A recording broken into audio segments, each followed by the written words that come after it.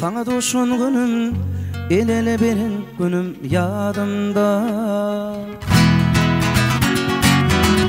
Sensiz kıyın günüm, inne baktım benim yanımda. Ah yanımda, sen bol yanımda, sen bol yanımda. Aylan yan suygulüm damarımda kanımda. Sen bol yanımda, sen bol yanımda. Aylan yan suygulüm damarımda kanımda. Seni baktlı etmek beni baktlı et ya. Golunu görsem aladalım git ya. Seni burun görmesem bolunok iyem. Göryen seni düşümdür seni söyyen.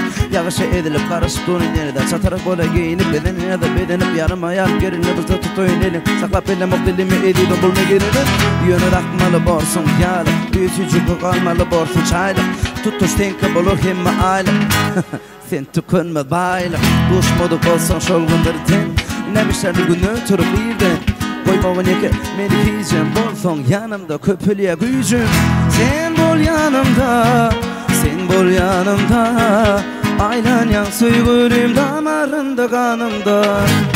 Sen bol yanımda, sen bol yanımda. Aylan yan suygulüm damarında kanımda.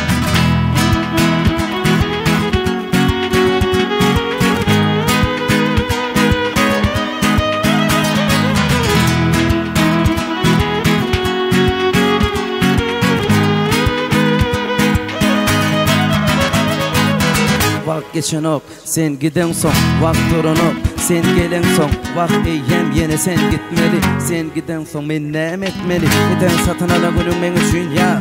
Yırtan şöpeteğini uçmay. Sana karışmalı yine neçe ay. Yanı dolunay, basın dolunay. Her ocağına tıkmana her gün yap. Sen yakın sesin kışımı et ya ya. Her gün vergin bana suratını.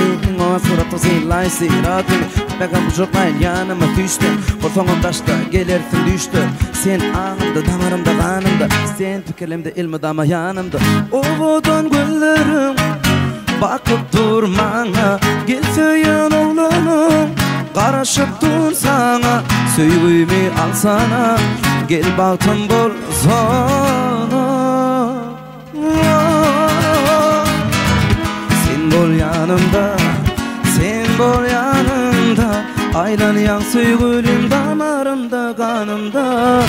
Sen bol yanımda, sen bol yanımda.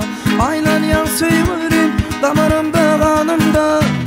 Sen bol yanımda, sen bol yanımda.